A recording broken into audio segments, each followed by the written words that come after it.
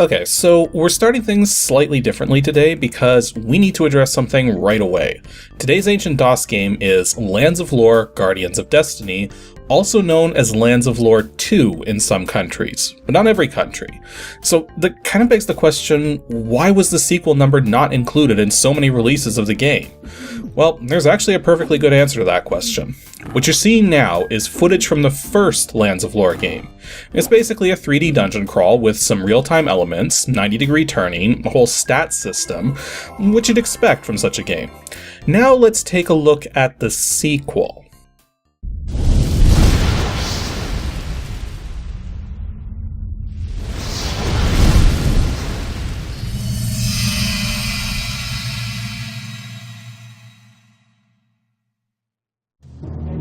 Hey, you!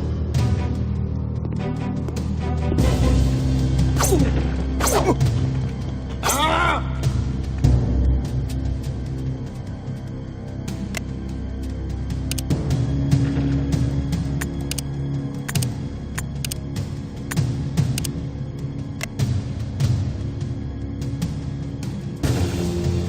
Quite the difference, huh? The reason they dropped the sequel number is because instead of having a dungeon crawl, we now flat out have an action-adventure game with minimal stats and an emphasis on inventory items, taking place with full first-person controls. This game is a story sequel for sure, but it doesn't play anything like its predecessor. Also, getting it working was a massive pain in the neck. I have the GOG release, and let me tell you, the state it's in when you first install it is atrocious. Your frame rate will vary wildly from near flawless to single digits depending on what's on screen. The game will fill a widescreen monitor as opposed to being the proper aspect ratio, and the music will be set to its inferior MIDI settings as opposed to digital. Getting this working its best was a nightmare, and I spent almost as much time just trying to make it run and record well as I did actually playing it. I didn't get very far, and I can only really comment on the first quarter of the game. To that end, I have to say, Lands of Lore 2 is a mixed bag in every sense of the word. It has some brilliantly executed game design, coupled with some extraordinarily poor game design. Levels are a mix of awesome and awful. The story has both great acting and terrible acting. You can't even really call this game average, because the things it does well, it does really freaking well. And the things it does badly, it just kind of makes you want to stop playing half the time. Or it can hang you up for half an hour just trying to figure out how to get unstuck, or sometimes just waiting to get unstuck because that's how the mechanics work. Yeah, despite only seeing a quarter of the game, I've got a lot to talk about, so let's get to it.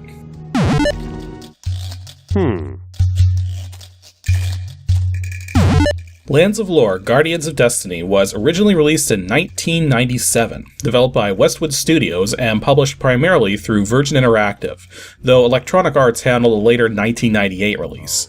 Despite the box touting this game as having, quote, redefined the role-playing genre, it is in fact a one-player action-adventure game. Calling this an RPG is definitely a misnomer given the way the mechanics work. It supports 320 by 200 256 color VGA graphics and 640 by 480 256 colors SVGA graphics, but in a first for ADG, we're taking a look at the game running in its hardware accelerated mode, running in 16-bit color, which happens to use the Glide API, native to the 3DFX Voodoo series cards.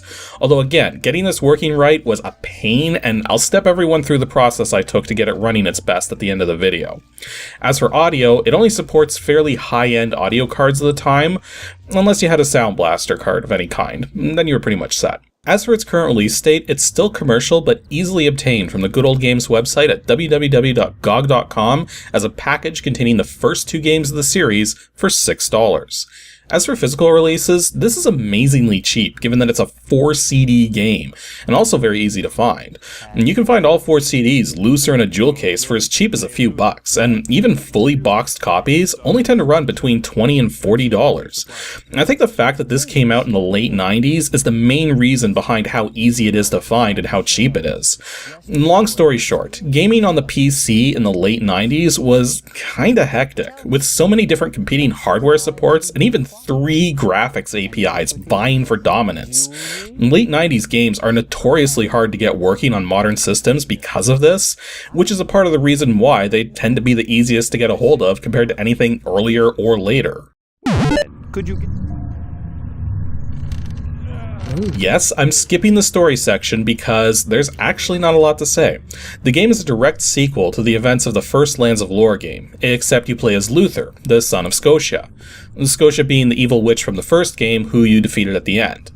Now, because of Luther's family's ties, the Kingdom of Gladstone decides to imprison him, despite not actually being charged with any specific crimes. However, one of the results of Scotia's defeat is that Luther has become cursed by ancient magic and undergoes a metamorphosis seemingly at random, changing him into either a tiny lizard, a hulking beast, or back to his normal self. His jailers find this out while deciding to have some fun with Luther, and he manages to escape into some caves, thus beginning the game proper. So, as I've already pointed out, this game is very much not an RPG. In case in point, even though you technically have 2 experience levels, one for combat and one for magic, the underlying stats are primarily based on the equipment you equip yourself with, which is more in line with an adventure game. Your combat level affects your might, maximum health, and health regeneration, while your magic level affects maximum magic and magic regeneration. Might is a stat which is simply added to your protection, melee attack, and range attack stats, and grows very slowly, thus having only a minimal effect on how strong you actually are. Now, because the game flip-flops between brilliance and ineptitude, let's start with one aspect that's a bit of both: the controls. The default controls are just painful to use, thus making that aspect inept. But there's enough controls, and they're so customizable, that with a little effort, you can have modern first-person movement and looking around, with the kind of switching between mouse cursor and view controls necessary to accommodate the interface, similar to games like System Shock 2, but 2 years earlier, which is the brilliant part. Well, the next bit of the game continues this trend. First, you get a taste of how the game mixes FMV cinematics inside the 3D engine itself to help make the world around you feel more alive. And then you get thrust into your first round of combat, which is bad? Yeah, the combat in this game has zero strategy, and once you understand how the AI works, almost every fight comes down to one of 2 methods. Method 1, stay just at the edges of your melee attack range and strike a target, then back off, let them come to you, strike again, repeat. Or Method 2, mash attack until you win. Some enemies literally have a longer stun period from taking damage than your melee attack speed, so if you just go to town on them, they won't be able to strike back. Then we get another stroke of brilliance. You have 2 paths to take. One path leads to the exit of the cave, but a full contingent of guards is waiting for you. If you approach them, they'll fire arrows, and if you get too close, a quick cutscene will show Luther being taken out pretty swiftly. The other path leads to a dead end, but this triggers a morph into one of the 2 forms, lizard or beast. If you get the lizard form, you can squeeze under a gap to proceed through the rest of the caves. If you get the beast form, you not only get to beat up a guard, but you can push a giant rock aside to again get to the rest of the caves. It's worth noting too that you might get overconfident and think that in these forms you'll fare better against the guards at the entrance. Well, the lizard form, despite being fast and tiny, still gets shot down pretty quickly. The beast form, however, fares way better at— holy frick, is that a ballista?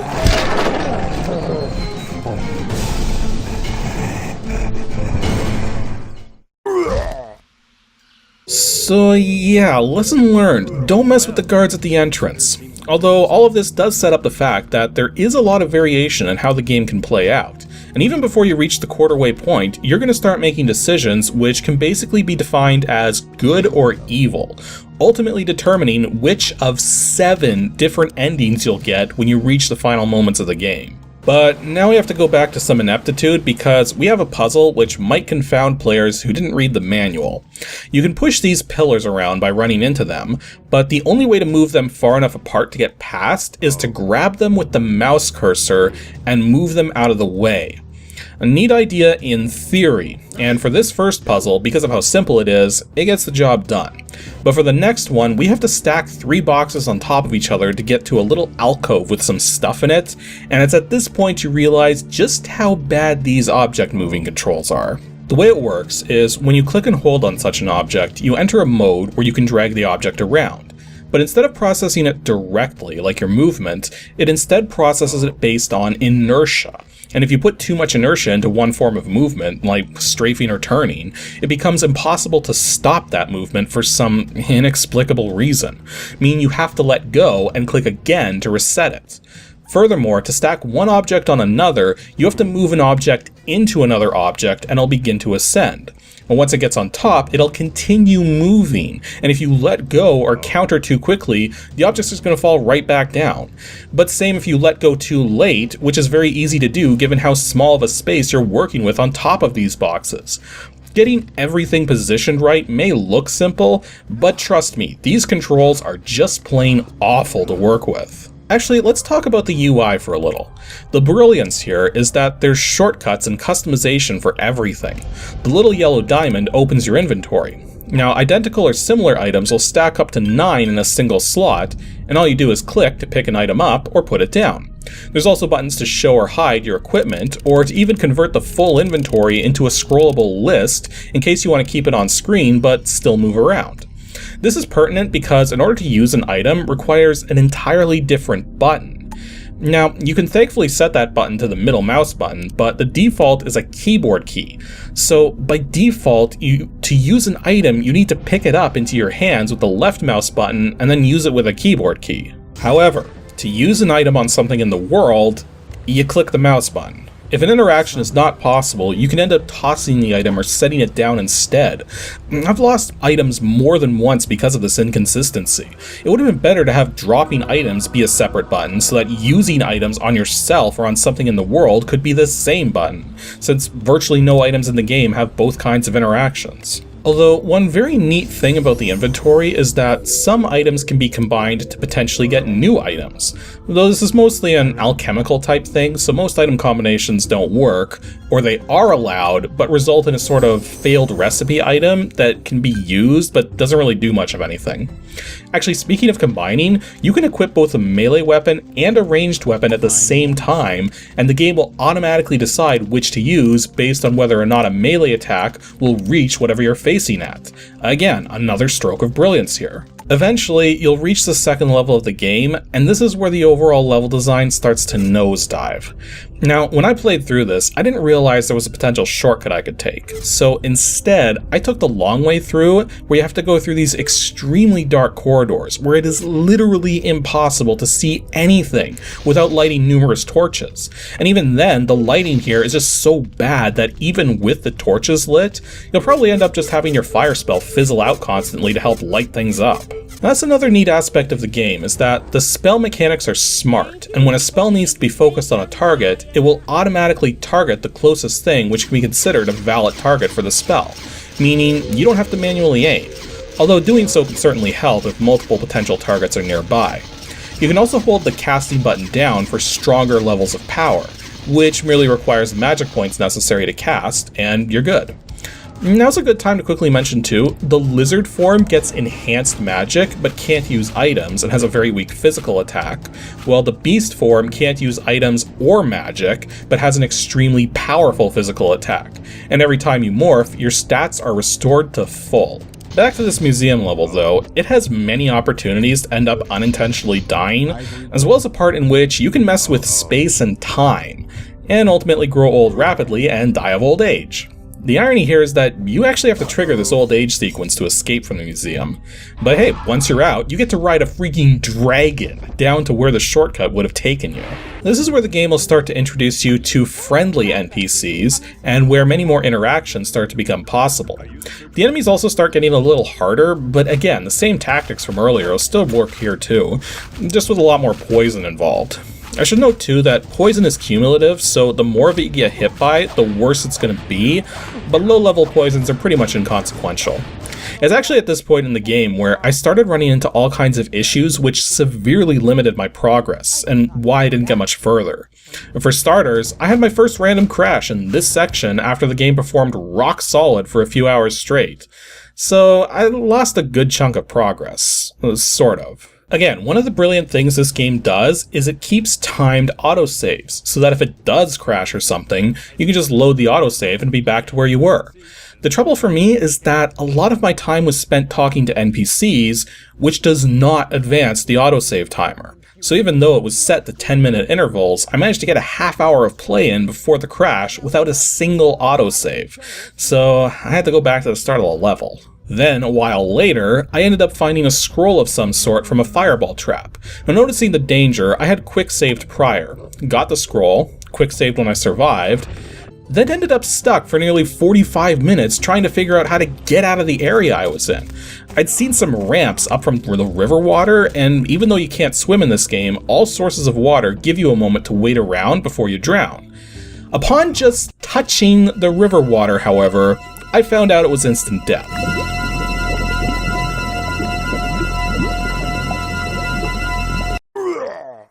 Ultimately, after scanning through 2 walkthroughs, I found out I was missing a secret panel to find a pathway out of this place.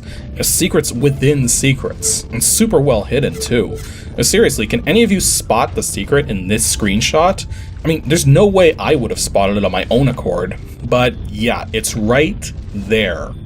And again, unless you're in the lizard form, there is no way out of here without finding this secret. Actually, let's talk about the morphing for a moment. The game will ultimately give you some control over this in the form of spells, but the pseudo-random nature will persist throughout the game. I say pseudo-random because it's only random when you're in sections made to be random. Most sections aren't, and will either force you back to human after a number of seconds if you're not already human, or will trigger a random transformation once and then never again. For instance, I tried to get into a hidden passage as a lizard, only to start morphing back and get crushed in the process. Turns out, right in front of this passage is a trigger to force turning you back into a human if you're in any other form. The worst, though, is when you're trapped in an area where you need to be in a specific form to move on. These sections will have random transformations, but they can happen anywhere from seconds to minutes apart. I entered this one little alcove as a lizard and quickly transformed back into a human after finding an item in it. When I approached the small tunnel I came from, I started to morph again and figured I'd go back to a lizard to get out, but I became the beast. Even though there are fixed morphing spots in this game, they are always random between lizard and beast, and they only work once. So I was now stuck in this little alcove waiting to randomly go back to human and then randomly to lizard, and if I went to beast again, I'd be waiting even longer. I ultimately ran out of patience and tried to fast forward DOSBox, and the game crashed. That actually makes this one of the very few games which can't handle fast forwarding in DOSBox. And the last thing I want to address, I believe, may be a specific problem with the GOG release running in DOSBox, but I'm not certain. Basically, there's a character from the first game, Bakata, whom you interact with in a tavern in this game.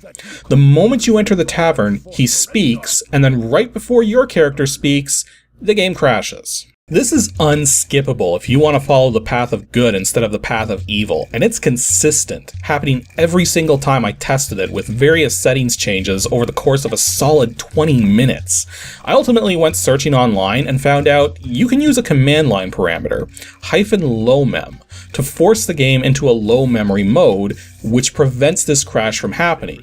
But playing the game like this would be a bad idea. So once you get past the crash, you just save, quit, remove the command line parameter, and relaunch. I also understand there's another crash later in which is fixed the same way, but I didn't get far enough to see it. Don't understand. The runes are in the caves. I know it seems like I didn't really cover all that much, but again, I only got maybe a quarter way through this game due to all the technical issues and the BS with the level design. When I first started playing Guardians of Destiny, I thought I wasn't even going to be able to make the video. Then, after I got it working considerably better, I really enjoyed the first level of the game despite the quirks I ran into. Then the museum started setting off red flags for me, but then I got to the jungle and the game was fun again, but then I started getting crashes and getting trapped by poor level design, and I was finally done. Overall, this game is very polarizing. Nothing in here is average, everything is either really good or really bad. And if this looks like something you'd enjoy, then absolutely seek out a copy, because it's definitely possible to adapt to the quirks and have a lot of fun with this. But at the same time, if the game frustrates the heck out of you, don't say I didn't warn you. Okay, so firstly, even though the game has a software renderer, the 3D acceleration looks and plays way better. But to get it running its best is gonna be a bit tricky, so let's go over everything you need to do. Firstly, you can't use a straight version of DOSBox. You'll need to download a modded version which supports emulation of the 3dfx Glide API. The GOG release comes with DOSBox 0.74G, which will do the job. Next, if you did grab the GOG release, open up its main DOSBox config file and reset almost everything back to your own personal defaults. The only settings you don't want to set back are the mem size, which you should leave at 30, and the Sound Blaster settings, as they've been set a little unusually compared to normal, and I couldn't get the sound setup program working despite being included. Next, you want to force the core into dynamic mode, set a fixed cycles count of 10,000, but also set the cycles up and cycles down values to 90,000. So here's the thing. The way hardware accelerated graphics are emulated offloads that process from DOSBox to separate libraries and ends up confusing DOSBox as to how many cycles to emulate when trying to run with max or auto cycles. In fact, when you run a hardware accelerated game in DOSBox, you pretty much always want to use high fixed cycles counts for the actual gameplay. But then you may run into times where very few cycles are actually required, and the higher cycles counts will completely break this. Since this game starts up with an intro sequence which will go incredibly slow with a high cycles count, you want to start it at a low setting. Then when the main menu comes up, which uses 3D acceleration, use the Ctrl F12 shortcut to bring the cycles up from 10,000 to 100,000. Then, anytime you have a cutscene which disables the 3D engine, you can use Ctrl F11 to cut the cycles back down to 10,000, and Ctrl F12 following to bring it back up once you get back to the gameplay. But that's not the whole story. Having a glide-capable version of DOSBox doesn't actually make it possible to emulate the Glide API by default. You'll also need a glide emulation layer. The GOG release comes with a rather old version of nglide, which I was having numerous issues with. And even after updating to a more recent version of nglide, it still wasn't behaving very well. So instead, I swapped out nglide for DG Voodoo 2. I've screen capped all of my DG Voodoo 2 settings on screen for this game, as there's a lot of them, which basically let me play the game at 1280 by 960 resolution in a window without any messy resolution issues or unusual slowdown. The only thing you need to do aside from this is copy the DG Voodoo 2 glide DLLs into the same folder your glide capable version of DOSBox is located, which you'll be using to run the game. In the case of the GOG release, this will be in the DOSBox folder inside whatever folder you installed the game to. Also, if you're running the GOG release, you'll also want to delete the 3dfx startup animation files that you'll see in the DOSBox folder so that they don't conflict with the startup animations used by DG Voodoo 2. And there you go. This is a lot of configuration work, and the result isn't perfect, but it's as good as it's going to get emulated on a modern machine. And yes, playing it like this does play better than using a software renderer, so the result is absolutely worth it. Anywho, that's all for today's episode of Ancient DOS Games.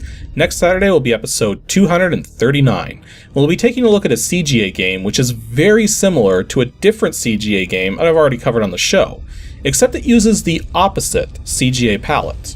If you think you know which game that might be, then be sure to send your guess to adg@pixelships.com, and stay tuned as we go from something very advanced graphically to something very simple.